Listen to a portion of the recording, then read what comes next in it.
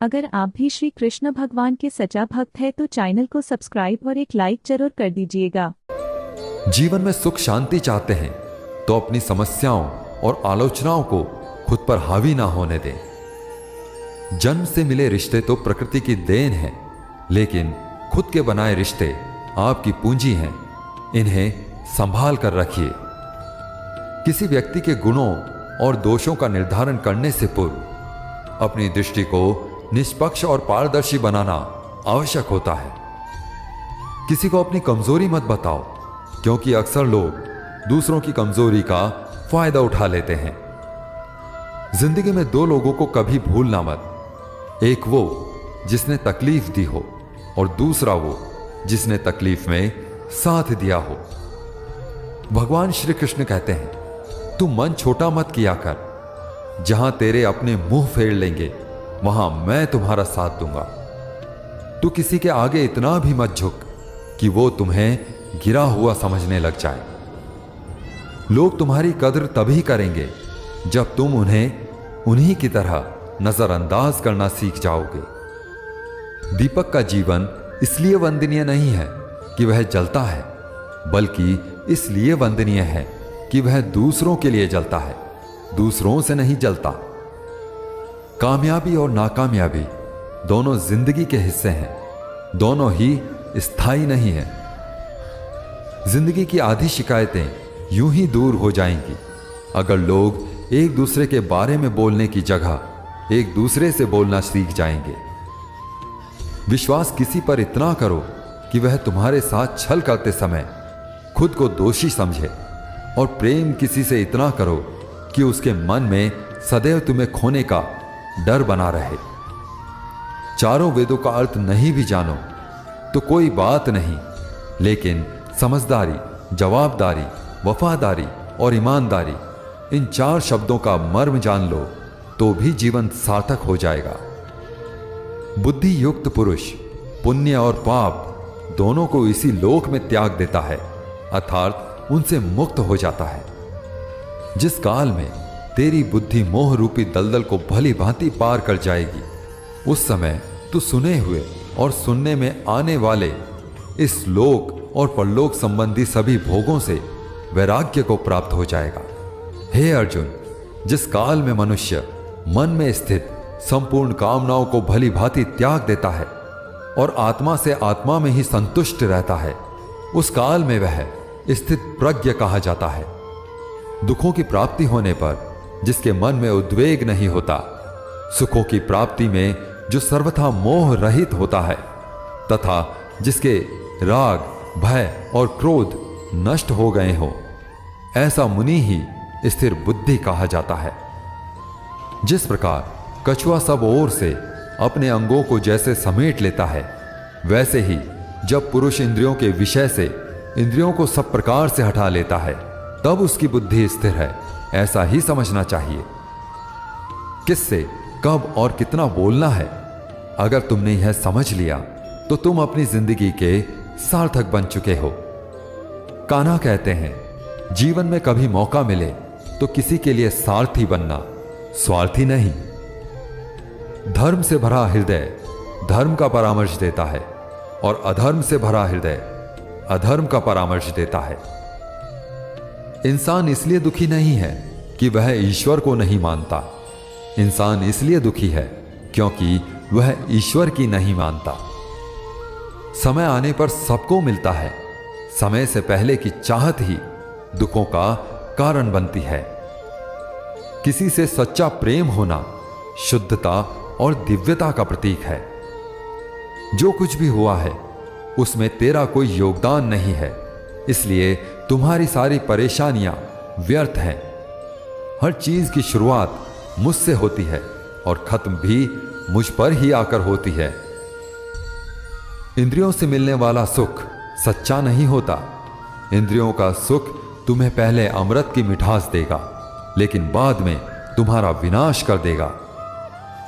कान्हा कहते हैं कि हे मानव, तुम अपने जीवन को सार्थक बना सकते हो, लेकिन इसके लिए तुम्हें मेरी शरण में आना पड़ेगा।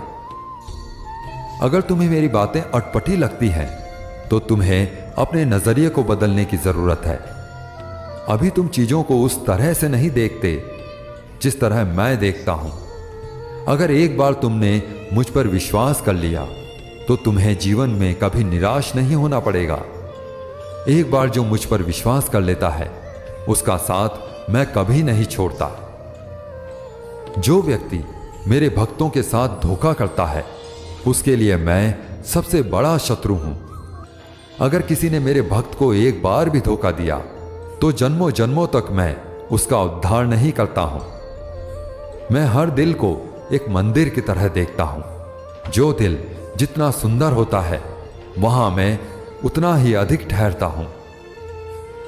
श्री भगवान कहते हैं, इस दुनिया में तुम प्रेम सभी से करो, लेकिन पूर्ण रूप से विश्वास किसी पर मत करो।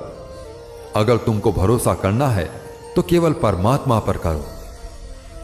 जब भी तुम किसी कार्य की शुरुआत करोगे तो स्वाभाविक रूप से तुमको असफलता मिल सकती है। कई बार तुमको गिरना भी पड़ सकता है, लेकिन इसका मतलब यह नहीं होना चाहिए कि तुम उस काम को करना छोड़ दो। एक समय आएगा जब तुम परिपूर्ण हो जाओगे और तुम्हारे सभी काम सफल हो जाएंगे। इस काम में मैं हमेशा तुम्हारे साथ खड़ा रहूंगा। मैं तुम्हारे हर छोटे बड़े कर्म में साथ दूंगा।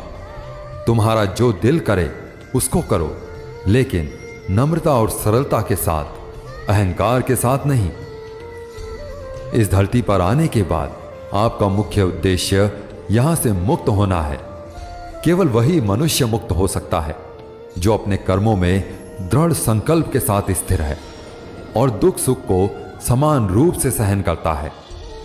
जो मनुष्य अपनी आत्मा की बात सुन सकता है वह मुझसे बात कर सकता है और देख भी सकता है। जो व्यक्ति मुझे हर चीज में देखता है और मेरे होने के एहसास को अनुभव करता है वह मेरा सच्चा भक्त है। ऐसे भक्तों से मुझे प्रेम है। ऐसा कोई नहीं है जिसका सदियों से अस्तित्व है और ना ही ऐसा कोई है जिसका सदियों बाद अस्तित्व रहेगा। यहां कुछ भी स्थायी नहीं होता। मैं सभी के घरों में निवास करता हूं। मेरी ऊर्जा सभी जगह समान रूप से वितरित है। जो मुझे पहचान लेता है उसको मैं भक्ति रस प्रदान करता रहता हूं। दुनिया का सबसे बड़ा पापी भी अगर समर्पण के साथ मेरी सच्ची उपासना करे तो मैं उसको भी शुद्ध कर देता हूं। कुछ लोग अपने विवेक से मुझे अपना बनाते हैं, कुछ लोग ज्ञान से, कुछ लोग कर्म से, कुछ योग से। तुम मुझे किस रूप में प्राप्त करना चाहते हो यह पूरी तरह तुम्हारे ऊपर है। तुम मुझे जिस रूप में बुलाओगे मैं उसी रूप में हाजिर हो जाऊंगा। तुम मेरे प्रति सदा चौकस रहो, मेरी उपासना करो, अपने हर एक काम के लिए मेरा स्मरण करो। मैं वादा करता हूं तुम मेरे प्रिय बने रहोगे। वे मूर्ख हैं जो प्रेम को बकवास कहते हैं। प्रेम इस संसार की मूल है, इसी से संसार बना है। रिश्तों में नियमित दूरियां रिश्तों को जोड़ती हैं और अनियमित दूरियां रिश्तों को तोड़ती हैं। मनुष्य अपने विश्वास से निर्मित होता है। जैसा वह विश्वास करता है वैसा ही वह बन जाता है। श्री कृष्ण कहते हैं, धर्म के लिए लड़ना सीखो, अधर्मी का काल बनना सीखो और अपनों के लिए त्याग करना सीखो। सत्य हमेशा पानी में तेल की एक बूंद के समान होता है। कितना भी असत्य का पानी डालें वह हमेशा ऊपर ही तैरता है। अपने जीवन में कभी भी ना किसी को आनंद में वचन दो, ना क्रोध में उत्तर दो और ना ही दुख में कभी निर्णय लो। अपना काम बनाने के लिए लोग आपकी तारीफ करेंगे, आपसे सच्चे रिश्ते बनाने की कोशिश करेंगे, लेकिन उनके व्यवहार को सच मानकर अगर आप फंस जाएंगे तो आगे चलकर आपको ही नुकसान होगा। अक्सर आपको चोट वही लोग पहुंचाते हैं जो आपके अपने होते हैं, जो आपके दिल के ज्यादा करीब होते हैं। गीता का यह सबसे महत्वपूर्ण ज्ञान है, क्योंकि महाभारत की लड़ाई पराये लोगों में नहीं थी, यह एक परिवार की लड़ाई थी। चाहे आप किसी की मदद करो या मत करो, लेकिन जानबूझकर कभी किसी का दिल नहीं दुखाना चाहिए। क्योंकि जब किसी का दिल आपकी वजह से दुखता है तो हमेशा याद रखना कि आपको भी वह दर्द एक दिन जरूर मिलेगा। कभी भी किसी भी चीज की अति नहीं करनी चाहिए, क्योंकि किसी भी चीज की अति आपको ही नुकसान पहुंचाएगी। इसलिए जीवन को संतुलन के साथ जीना चाहिए। जो आपके साथ अधर्म करे, पाप करे, गलत करे, उसे सजा जरूर देनी चाहिए। अगर आप उसे सहते हैं तो वह आपके साथ और गलत करता रहता है और आप उससे भी बड़े पाप के भागीदार बन जाएंगे। इसलिए ज्ञानी व्यक्ति को चाहिए कि वह अपने साथ हो रहे गलत का विरोध करना सीखें। जीवन में कभी वह मत करो जो लोग कहते हैं, हमेशा वही करो जो तुम्हारे लिए सही है। भगवान श्री कृष्ण कहते हैं, जो इंसान अपनी रक्षा खुद नहीं कर सकता या फिर अपनी रक्षा करने का प्रयास भी नहीं करता, ऐसे मनुष्य की रक्षा भगवान भी नहीं करते। बुरा इंसान कभी अपनी बुराई नहीं छोड़ता। आप चाहे उसके साथ कितना भी अच्छा कर लो, वह आपको तकलीफ जरूर देगा। इसलिए जो जैसा है उसके साथ वैसा ही व्यवहार करना चाहिए। जो इंसान समय की कद्र नहीं करता, समय भी उस इंसान की कद्र कभी नहीं करता, और वैसा इंसान जीवन में कभी भी सुख, शांति और सफलता को प्राप्त नहीं कर पाता है। संगति का मनुष्य के जीवन पर बहुत गहरा प्रभाव पड़ता है। अच्छा इंसान अगर बुरे लोगों की संगत में रहेगा तो वह भी एक दिन बुरा बन जाएगा। इसलिए हमेशा अच्छे लोगों की संगत में रहें। इस दुनिया में परमात्मा के सिवा किसी को अपना मत समझो।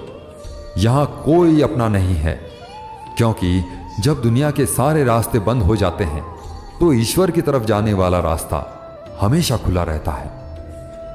हमेशा शक करने वाला व्यक्ति कभी शांति प्राप्त नहीं कर पाता है। वह ना तो इस लोक में धन, ऐश्वर्य या यश की प्राप्ति कर सकता है और ना ही परलोक में स्वर्ग की प्राप्ति कर सकता है, क्योंकि जब तक मनुष्य किसी भी विषय में संशय युक्त रहता है तब तक वह उस विषय में सफलता नहीं पा सकता है। इसलिए संदेह करने से बचें। हे अर्जुन, तुम्हारा क्या गया जो तुम रोते हो? तुम क्या लाए थे जो तुमने खो दिया? तुमने क्या पैदा किया था जो नष्ट हो गया? तुमने जो लिया यहीं से लिया, जो दिया यहीं पर दिया। जो आज तुम्हारा है कल किसी और का होगा, क्योंकि परिवर्तन ही संसार का नियम है और समय के साथ संसार में हर चीज परिवर्तन के नियम का पालन करती है। भगवान श्री कृष्ण कहते हैं, कर्म योग ही वह योग है जिसके माध्यम से हम अपनी जीवात्मा से जुड़ पाते हैं। कर्म योग हमारे आत्मज्ञान को जागृत करता है। इसके बाद हम न केवल अपने वर्तमान जीवन के उद्देश्यों बल्कि जीवन के बाद अपनी गति का भी पूर्वाभ्यास प्राप्त कर सकते हैं। इस योग में कर्म के द्वारा ईश्वर की प्राप्ति की जाती है। श्रीमद् भगवद गीता में कर्म योग को सर्वश्रेष्ठ माना गया है। गृहस्थ और कर्मठ व्यक्ति के लिए यह योग अधिक उपयुक्त है। कर्म योग सिखाता है कि कर्म के लिए कर्म करो, आसक्ति रहित होकर कर्म करो। कर्मयोगी इसलिए कर्म करता है कि कर्म करना उसे अच्छा लगता है और इसके परे उसका कोई हेतु नहीं होता। कर्मयोगी कर्म का त्याग नहीं करता, वह केवल कर्म के फल का त्याग करता है और कर्म जनित दुखों से मुक्त हो जाता है। उसकी स्थिति संसार में एक दाता के समान है और वह कुछ पाने की कभी चिंता नहीं करता। वह जानता है कि वह दे रहा है और बदले में कुछ मांगता नहीं है और इसलिए वह दुख के चंगुल में नहीं पड़ता। कर्म फल का त्याग कर धर्मनिरपेक्ष कार्य का संपादन भी पूजा के समान हो जाता है। संसार का कोई कार्य ब्रह्म से अलग नहीं है, इसलिए कार्य की प्रकृति कोई भी हो, निष्काम कर्म सदा ईश्वर को समर्पित हो जाता है। पुनर्जन्म का कारण वासनाओं और अतिरिक्त कामनाओं का संचय है। कर्म योगी कर्म फल के चक्कर में नहीं पड़ता, अतः वासनाओं का संचय भी नहीं होता। इस प्रकार कर्मयोगी पुनर्जन्म के बंधनों से भी मुक्त हो जाता है। भगवान श्री कृष्ण कहते हैं, मनुष्य का मन वायु की तरह चंचल है। यह मन ही है जो मनुष्य को काम वासनाओं की तरफ भटकाता रहता है। अगर जीवन को सफल बनाना है तो मन पर काबू करना बहुत जरूरी है। मन को वश में करने से दिमाग की शक्ति केंद्रित होती है, जिससे कार्यों में सफलता मिलने लगती है। गीता के अनुसार जिस व्यक्ति ने अपने मन पर काबू पा लिया, वह मन में पैदा होने वाली बेकार की चिंताओं और इच्छाओं से भी दूर रहता है। साथ ही व्यक्ति अपने लक्ष्य को भी आसानी से प्राप्त कर लेता है। अगर मन को वश में नहीं करोगे तो वह तुम्हारा सबसे बड़ा शत्रु बन जाएगा। भगवान कहते हैं, जो मनुष्य सुख और दुख में शांत रहता है, जिसके राग, भय और क्रोध नष्ट हो गए हैं, जो मनुष्य शुभ और अशुभ वस्तु को पाकर ना प्रसन्न होता है ना द्वेष करता है, जिन्होंने अपनी इंद्रियों को वश में कर लिया है, वह स्थिर बुद्धि मनुष्य मुनि के समान है। ऐसा मनुष्य स्थिर चित्त और इंद्रियों को वश में करके ज्ञान द्वारा परमात्मा को प्राप्त करके हमेशा संतुष्ट रहता है। क्रोध मनुष्य को नरक की ओर ले जाने वाला द्वार है। क्रोध करने से व्यक्ति का मन अशांत हो जाता है और उसकी स्मरण शक्ति भ्रमित हो जाती है। स्मृति में विभ्रम होने से उसकी बुद्धि नष्ट हो जाती है और फिर व्यक्ति का पतन हो जाता है। भगवान श्री कृष्ण कहते हैं, मनुष्य को क्रोध करने से बचना चाहिए। कितना भी गुस्सा आए, स्वयं को शांत रखने का प्रयास करें। श्री भगवान कहते हैं, जिस प्रकार समुद्र की स्थिति अचल है, भारी से भारी आंधी तूफान आने पर भी या अनेक नदियों के जल प्रवाह उसमें प्रविष्ट होने पर भी वह अपनी स्थिति से विचलित नहीं होता, मर्यादा का त्याग नहीं करता, उसी प्रकार परमात्मा के स्वरूप में स्थित योगी की स्थिति भी सर्वथा अचल रहती है। बड़े से बड़े सांसारिक सुखों दुखों का संयोग वियोग होने पर भी उसकी स्थिति में जरा भी अंतर नहीं पड़ता। वह योगी परमात्मा में नित्य, निरंतर, अटल और एक रस स्थिर रहता है। जो मनुष्य संपूर्ण कामनाओं का त्याग कर ममता रहित, अहंकार रहित और मोह रहित होकर विचरण करता है, वही मनुष्य शांति को प्राप्त कर पाता है। जिस प्रकार प्रकाश की ज्योति अंधेरे में चमकती है, ठीक उसी प्रकार सत्य भी चमकता है। इसलिए व्यक्ति को सदैव सत्य के मार्ग पर चलना चाहिए। सत्य कभी दावा नहीं करता कि मैं सत्य हूं, लेकिन झूठ हमेशा दावा करता है कि सिर्फ मैं ही सत्य हूं। इस संपूर्ण संसार में कोई भी व्यक्ति महान नहीं जन्मा होता है, बल्कि उसके कर्म ही उसे महान बनाते हैं। सही कर्म वह नहीं है जिसके परिणाम हमेशा सही हो, अपितु सही कर्म वह है जिसका उद्देश्य कभी गलत ना हो। श्रेष्ठ पुरुष जैसा आचरण करता है, अन्य पुरुष भी वैसा ही आचरण करते हैं। वह जो कुछ प्रमाण देता है, समस्त मनुष्य समुदाय उसी के पद चिन्हों पर चलकर अपने रास्ते चुनता है। इसलिए सज्जन व्यक्तियों को सदैव अच्छा व्यवहार करना चाहिए। जो मनुष्य ईश्वर में श्रद्धा नहीं रखते, वे अज्ञानी मनुष्य जीवन में कभी सुख, शांति और सफलता को प्राप्त नहीं कर पाते। ऐसे मनुष्यों की बुद्धि विपरीत हो जाती है। वे लौकिक और पारलौकिक सब प्रकार के सुख साधनों को विपरीत ही समझने लगते हैं। इसी कारण वे विपरीत आचरणों में लिप्त हो जाते हैं। इसके फलस्वरूप उनका इस लोक में और परलोक में पतन हो जाता है। वे अपनी वर्तमान स्थिति से भी भ्रष्ट हो जाते हैं और मरने के बाद उनको अपने कर्म का फल भोगने के लिए सूकर, कुकर आदि नीच योनियों में जन्म लेना पड़ता है या घोर नरक में पड़कर भयानक यातनाएं भोगनी पड़ती हैं। भगवान श्री कृष्ण कहते हैं, जो मनुष्य अपने कर्तव्यों का पालन करते हुए विपरीत परिस्थितियों में भी अपने धर्म के मार्ग पर अडिग रहता है और उसके कारण अगर उसकी मृत्यु भी हो जाती है, तो वह मृत्यु भी उसके लिए परम कल्याणकारक बन जाती है और उस मनुष्य को स्वर्ग की प्राप्ति होती है। हे अर्जुन, मेरे और तुम्हारे बहुत से जन्म हो चुके हैं। उन सबको तू नहीं जानता, किंतु मैं जानता हूं। मैं अजन्मा और अविनाशी हूं मैं समस्त प्राणियों का ईश्वर होते हुए भी अपनी प्रकृति को अधीन करके अपनी योग माया से प्रकट होता रहता हूं। जब जब इस धरती पर धर्म की हानि और अधर्म की वृद्धि होती है, तब तब अधर्म का विनाश और धर्म की पुनर्स्थापना हेतु मैं अपने एक नए रूप को रचता हूं और लोगों के सम्मुख प्रकट होता रहता हूं। मनुष्य मेरी जिस भी रूप में पूजा करते हैं, मैं भी उनको उनकी भावना के अनुसार उसी रूप में दर्शन देता हूं। मनुष्य जिस जिस भाव से मेरी उपासना करते हैं, मैं उनके उस भाव का ही अनुसरण करता हूं। जो मेरा चिंतन करता है, उसका मैं चिंतन करता हूं। जो मेरे लिए व्याकुल होता है, उसके लिए मैं भी व्याकुल हो जाता हूं। जो मुझे अपना सर्वस्व अर्पण कर देता है, मैं भी उसे अपना सर्वस्व अर्पण कर देता हूं।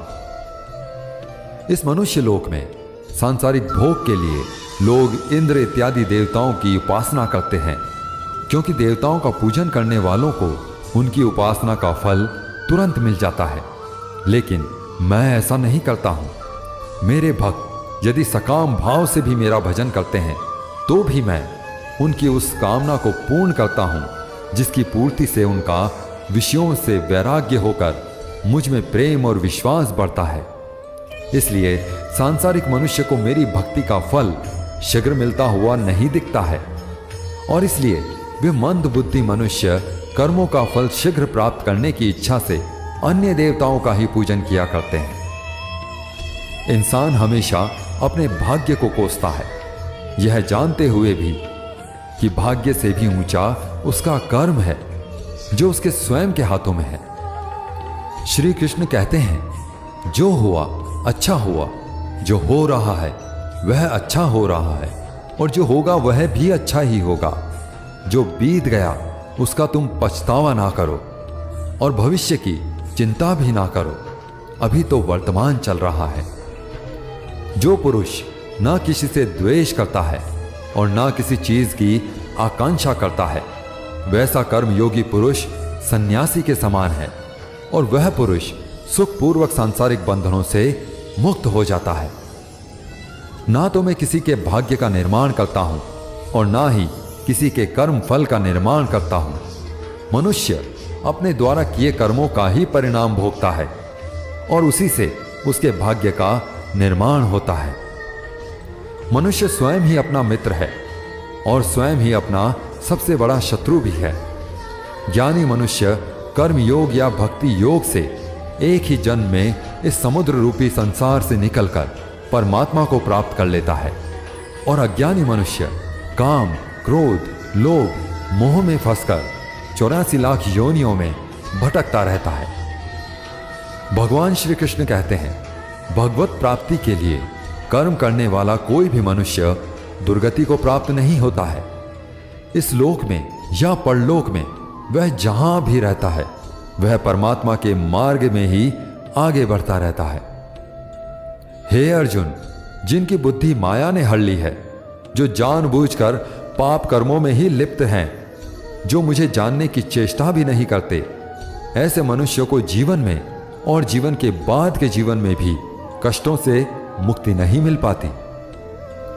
जो मनुष्य अंतकाल में मुझको स्मरण करता हुआ शरीर का त्याग करता है, वह मेरे परम धाम को प्राप्त होता है, इसमें कोई संशय नहीं है। देवताओं को पूजने वाले देवताओं को प्राप्त होते हैं, पितरों को पूजने वाले पितरों को प्राप्त होते हैं, भूतों को पूजने वाले भूतों को प्राप्त होते हैं, और मेरा पूजन करने वाले मेरे भक्त मुझको ही प्राप्त होते हैं। इसलिए मेरे भक्तों का पुनर्जन्म नहीं होता। जो कोई भक्त मेरे लिए प्रेम से पत्र, पुष्प, फल, जल इत्यादि अर्पण करता है, उस शुद्ध बुद्धि निष्काम प्रेमी भक्त का प्रेम पूर्वक अर्पण किया हुआ वह पत्र, पुष्प मैं सद्गुण से प्रकट होकर प्रेम पूर्वक ग्रहण करता हूं। भगवान श्री कृष्ण कहते हैं, हे अर्जुन, तू जो कर्म करता है, जो खाता है, जो हवन करता है, जो दान देता है, जो तप करता है, वह सब मुझे अर्पण कर, मैं तुम्हें मुक्ति प्रदान करूंगा। मेरे लिए ना तो कोई प्रिय है और ना ही अप्रिय, परंतु जो भक्त मुझको प्रेम से भजते हैं वह मुझ में है और मैं उनमें हूं। यदि कोई दुराचारी भी अनन्य भाव से मेरा भक्त बनकर मुझको भजता है तो वह पुरुष भी साधु के समान है, क्योंकि उसने भली भांति निश्चय कर लिया है कि परमात्मा के भजन के समान अन्य कुछ भी नहीं है। स्त्री, वैश्य, शूद्र, भूत, पिशाच, चांडाल कोई भी हो, वह मेरी शरण में आकर परम गति को प्राप्त होता है। हमारे तामसिक गुण हमारे अंदर हीन भावना पैदा करके हमें नुकसान पहुंचाते हैं और हमारे राजसिक गुण हमें ईर्ष्यालु और लोभी बनाते हैं। भगवान श्री कृष्ण कहते हैं, हर मनुष्य को तामसिक और राजसिक गुणों को खत्म करके अपने सात्विक गुणों से परिचित होना पड़ेगा। सात्विक गुण वह है जो आत्मा को अपने आसपास की हर चीज से जोड़े रखता है और उन्हें प्यार करना सिखाता है। किसी का अच्छा ना कर सको तो बुरा भी मत करना, क्योंकि दुनिया कमजोर है लेकिन दुनिया बलाने वाला नहीं। जिंदगी में हम कितने सही हैं और कितने गलत हैं यह केवल दो लोग जानते हैं, एक परमात्मा और दूसरी हमारी अंतरात्मा। अपने आप को भगवान को समर्पित कर दो, यही सबसे बड़ा सहारा है। जो कोई भी इस सहारे को पहचान गया वह डर, चिंता और दुखों से आजाद रहता है। मनुष्य को सबसे पहले खुद का आकलन करना चाहिए, अर्थात खुद के बारे में जान लेना चाहिए। खुद की काबिलियत और क्षमता को जानना ही मनुष्य को आत्मज्ञान की प्राप्ति करवा सकता है। जब तक मनुष्य खुद के बारे में जान नहीं लेगा तब तक उस मनुष्य का उद्धार नहीं हो सकता। श्रीमद् भगवद गीता में भगवान श्री कृष्ण कहते हैं कि हर मनुष्य को अपने आप पर पूरा पूरा भरोसा करना चाहिए, क्योंकि जो लोग खुद पर विश्वास करते हैं वह अवश्य ही सफलता को प्राप्त करते हैं। ऐसा भी बताया जाता है कि जो व्यक्ति जैसा विश्वास करता है आखिरकार वैसा ही बन जाता है। सुख और दुख सर्दी और गर्मी के समान है। आज अगर दुख है तो कल सुख भी होगा। इसलिए इन दोनों ही परिस्थितियों में मनुष्य को संयम से काम लेना चाहिए। ईश्वर के साथ जुड़ते ही जीवन में खुशियों का, सुकून का, संयम का, सहन शक्ति का, प्रेम का, नई ऊर्जा का, जीवन की सही राह का और संतुष्टि का आरंभ जरूर हो जाता है और हमारा मन पीड़ा से कैसे मुक्त होता है पता भी नहीं चलता। जो मनुष्य अपने सभी काम में मन लगाकर अपना कार्य करते हैं और वह छोटे छोटे कार्यों में भी खुशी ढूंढ लेते हैं, वह लोग निश्चित ही अंत में सफलता प्राप्त करते हैं। वहीं दूसरी तरफ ऐसे मनुष्य भी होते हैं जो अपने काम को एक बोझ समझकर बस पूरा कर देना चाहते हैं और अपने किसी भी काम को सही ढंग से नहीं करते हैं। तो ऐसे मनुष्य हमेशा ही अपने जीवन में पीछे रह जाते हैं। जो लोग स्वार्थी प्रवृत्ति के हैं, जो सिर्फ अपना मतलब साधने में लगे रहते हैं, जिन्हें दूसरों की भलाई से कोई मतलब नहीं है, ऐसे लोगों का कभी भला नहीं होता। श्री कृष्ण ने गीता सार में उन लोगों के लिए इस उपदेश के माध्यम से बहुत बड़ी सीख दी है। भगवान कहते हैं, स्वार्थ शीशे पर फैली धूल की तरह होता है, जिसकी वजह से व्यक्ति अपना प्रतिबिंब भी नहीं देख पाता है। इंसान का स्वार्थ उसे अन्य लोगों से दूर ले जाकर नकारात्मक हालातों की तरफ धकेलता है, जिसके चलते व्यक्ति अकेला रह जाता है। अगर आप चाहते हैं कि आप अपना जीवन खुशीपूर्वक व्यतीत करें तो इसके लिए यह जरूरी है कि आप स्वार्थ को कभी अपने पास नहीं आने दें, क्योंकि स्वार्थी मनुष्य दोस्ती भी सिर्फ अपना स्वार्थ निकालने के लिए करते हैं। ईश्वर हमेशा मनुष्यों का साथ देता है।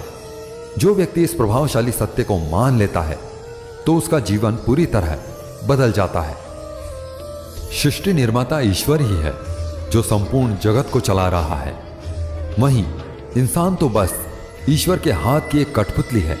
इसलिए इंसान को कभी अपने भविष्य या फिर अतीत की चिंता नहीं करनी चाहिए, क्योंकि हर विकट परिस्थिति में ईश्वर इंसान का साथ देता है और उसे मुश्किलों से बाहर निकालता है। इसलिए हम सभी को ईश्वर पर भरोसा रखना चाहिए। श्रीमद् भगवद गीता में श्री कृष्ण ने यह उपदेश दिया है कि अपने काम को पहले प्राथमिकता दें और पहले अपने काम को पूरा करने की कोशिश करें, तभी दूसरे के काम को करें। क्योंकि जो लोग पहले अपने काम को नहीं करते और दूसरों का काम करते रहते हैं, वे लोग अक्सर परेशान रहते हैं। मनुष्य अपने हृदय से जो दान कर सकता है वह अपने हाथों से नहीं कर सकता, और मौन रहकर जो कुछ वह कह सकता है वह शब्दों से नहीं कह सकता। जो चीज हमारे दायरे से बाहर हो उसमें अपना समय गंवाना मूर्खता ही होगी। किसी भी व्यक्ति को ना तो समय से पहले और ना ही भाग्य से अधिक कभी कुछ मिलता है, लेकिन उसे पाने के लिए सदैव प्रयत्नशील रहना चाहिए। कान्हा कहते हैं, जो मनुष्य मुझ पर मन लगाते हैं, मेरी भक्ति करते हैं, मैं उनको वह सब कुछ प्रदान करता हूं जो उनके पास नहीं है, और जो उनके पास है मैं उसकी रक्षा भी करता हूं।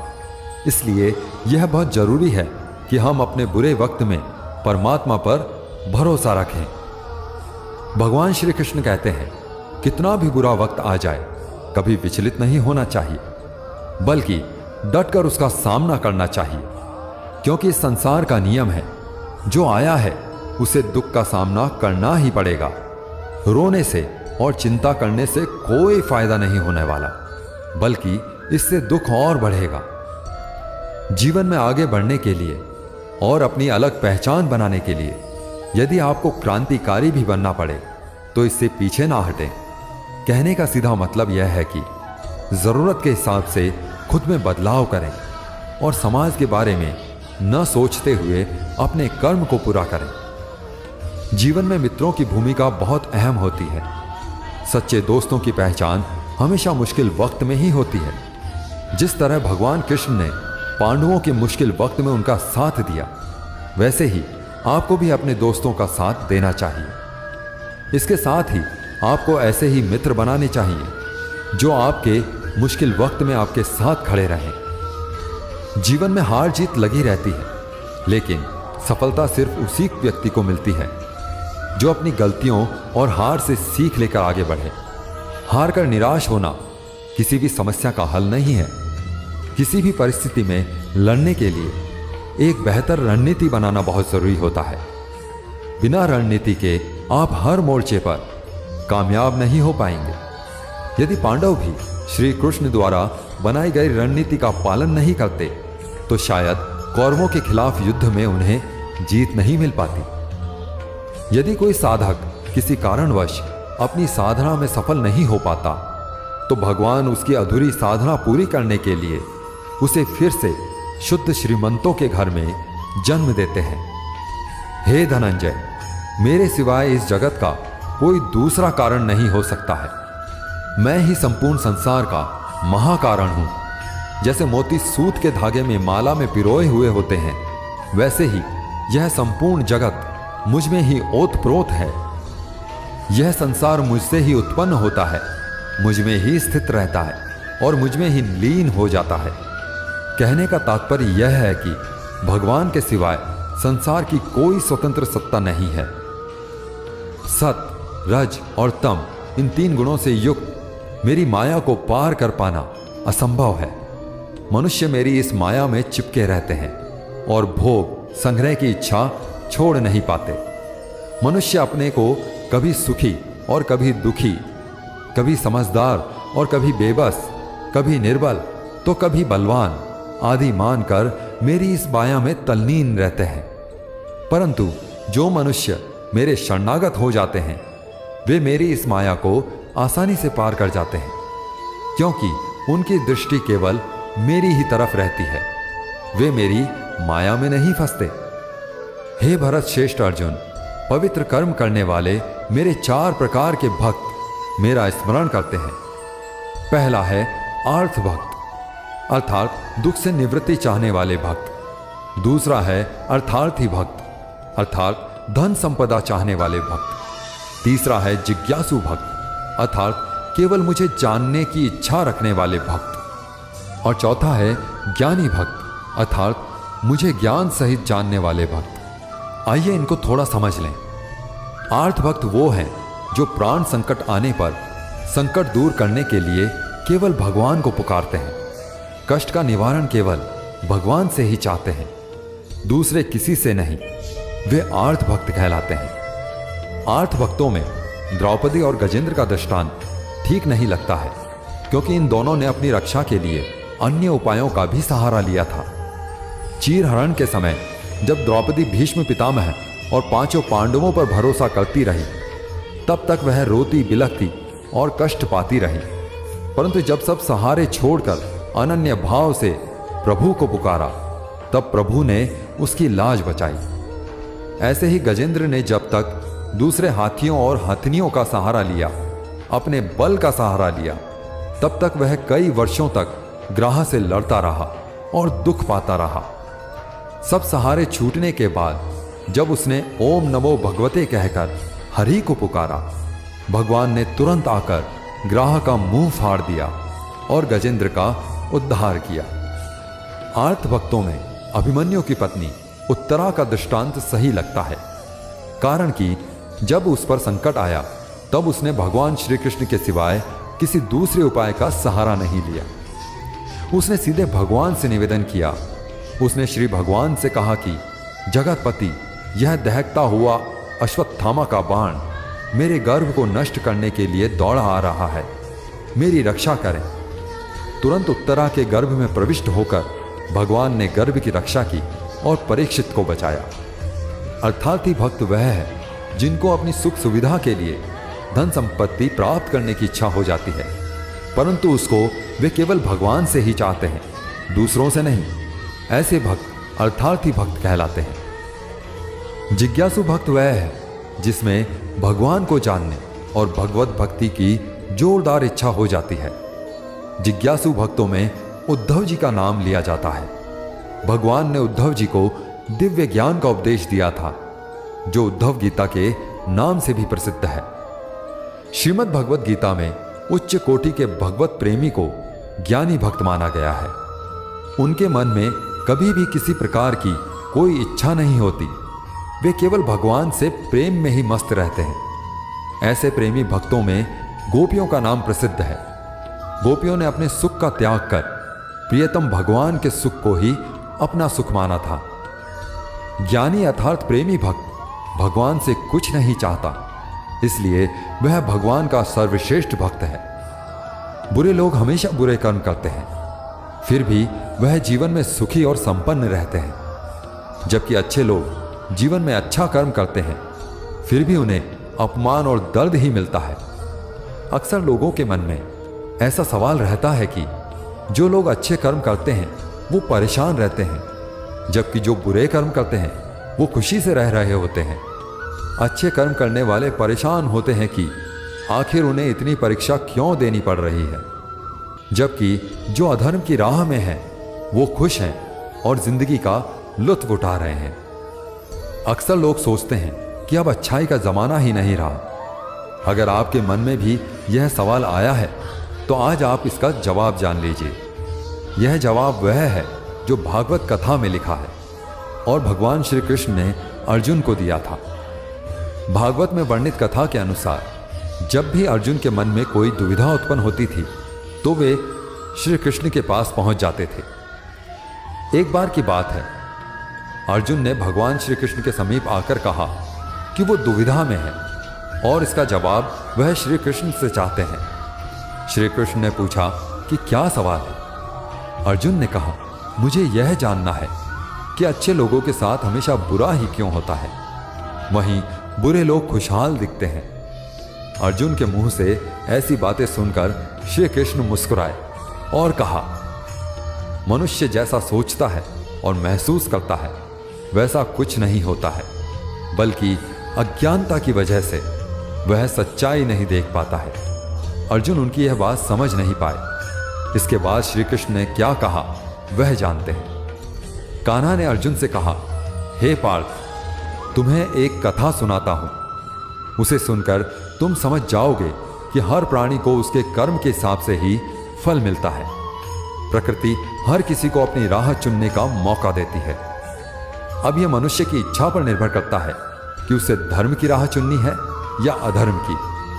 कथा शुरू करते हुए श्री कृष्ण ने कहा, एक नगरी में दो पुरुष रहते थे। एक पुरुष व्यापारी था जिसके जीवन में धर्म की बहुत महत्ता थी। वह पूजा पाठ में यकीन रखता था। वह हर रोज मंदिर जाता था, दान धर्म करता था और हर रोज भगवान की पूजा करता था। वहीं दूसरा पुरुष बिल्कुल विपरीत था। वह हर रोज मंदिर तो जाता था, लेकिन पूजा करने नहीं, बल्कि मंदिर के बाहर से जूते चप्पल चुराने। उसे दान और धर्म से कोई लेना देना नहीं था। समय बीतता गया और एक दिन बहुत जोर की बारिश हो रही थी। इस वजह से मंदिर में पुजारी के अलावा कोई नहीं था। यह बात जब दूसरे पुरुष को पता चली तो उसने सोचा कि यह सही मौका है मंदिर का धन चुराने का। पंडित जी से नजर बचाकर उसने मंदिर का सारा धन चुरा लिया। इस समय धर्म कर्म में विश्वास रखने वाला व्यक्ति भी मंदिर पहुंचा। दुर्भाग्य से मंदिर में पुजारी जी ने उसे ही चोर समझ लिया और चिल्लाने लगे। वहां लोग एकत्रित हो गए और उसे बहुत मारा। किसी तरह वह बचते बचाते वहां से निकला तो दुर्भाग्य ने उसका साथ वहां भी नहीं छोड़ा। मंदिर के बाहर एक गाड़ी से टकरा गया और घायल हो गया। फिर वह व्यापारी लंगड़ाते हुए घर जाने लगा तो रास्ते में उसकी मुलाकात उस पुरुष से हुई जिसने मंदिर से धन चुराया था। उसने कहा, आज तो मेरी किस्मत चमक गई, एक साथ इतना सारा धन मिल गया। यह सब देखकर पहले पुरुष को बहुत बुरा लगा और उसने अपने घर से भगवान की सारी तस्वीरें निकाल दी। कुछ सालों बाद दोनों पुरुषों की मृत्यु हो गई। मरने के बाद जब दोनों यमराज की सभा में पहुंचे तो भले पुरुष ने दूसरे व्यक्ति को देखा तो उसे बहुत गुस्सा आया। उसने क्रोधित होकर यमराज से ही पूछ लिया, मैं तो हमेशा अच्छे कर्म करता था, दान में विश्वास रखता था, उसके बदले जीवन भर मुझे अपमान और दर्द ही मिला, और इस व्यक्ति को नोटों से भरी पोटली, आखिर ऐसा भेदभाव क्यों? इस पर यमराज ने कहा, पुत्र, तुम गलत समझ रहे हो। जिस दिन तुम्हारी गाड़ी से टक्कर हुई थी वह दिन तुम्हारे जीवन का आखिरी दिन था, परंतु तुम्हारे अच्छे कर्मों की वजह से तुम्हारी मौत सिर्फ एक छोटी सी चोट में बदल कर रह गई। तुम इस दुष्ट व्यक्ति के बारे में जानना चाहते हो? दरअसल इसके भाग्य में राजयोग था, मगर इसके कुकर्मों और अधर्म की वजह से ही वह सिर्फ एक छोटी सी धन की पोटली में बदल गया। कथा सुनाने के बाद श्री कृष्ण अर्जुन से कहते हैं, हे पार्थ, क्या अब तुम्हें तुम्हारे सवालों का जवाब मिल गया? ऐसा सोचना कि भगवान तुम्हारे कर्मों को नजरअंदाज कर रहे हैं, यह बिल्कुल भी सत्य नहीं है। भगवान तुम्हें कब क्या किस रूप में दे रहा है मनुष्य को समझ में नहीं आता, मगर आप अच्छे कर्म करते रहे तो भगवान की कृपा हमेशा बनी रहती है। इसलिए अपने अच्छे कर्मों को बदलना नहीं चाहिए, क्योंकि उसका फल हमें इसी जीवन में मिलता है। इसलिए मनुष्य का फर्ज है कि वह अच्छे कर्म करता रहे, क्योंकि श्री कृष्ण ने गीता में बताया है कि किसी के द्वारा किया गया कर्म बेकार नहीं जाता, चाहे वह अच्छा हो या बुरा। जो मनुष्य किसी अच्छे काम में लगा हुआ होता है, आने वाले समय में उसका अंत कभी बुरा नहीं होता। मनुष्य को निडर, शुद्ध और आध्यात्मिक बनना चाहिए। जीवन का आनंद लो, उदार हृदय से बातें करो, किसी पर क्रोध मत करो, किसी का अहित मत सोचो, सभी के साथ सद्भाव के साथ पेश आओ। कर्म का नियम कहता है कि प्रत्येक घटना का एक कारण और प्रभाव होता है। समान रूप से किए गए कार्य के परिणाम अलग अलग हो सकते हैं। यह इस बात पर निर्भर करता है कि वह कर्म किस प्रकार का है। जिस प्रकार आग एक लकड़ी को जलाकर राख कर देती है, उसी प्रकार आत्मज्ञान आपके अंदर चलने वाले सभी द्वैत कार्यों को भस्म कर देता है और आपको आंतरिक शांति प्रदान करता है।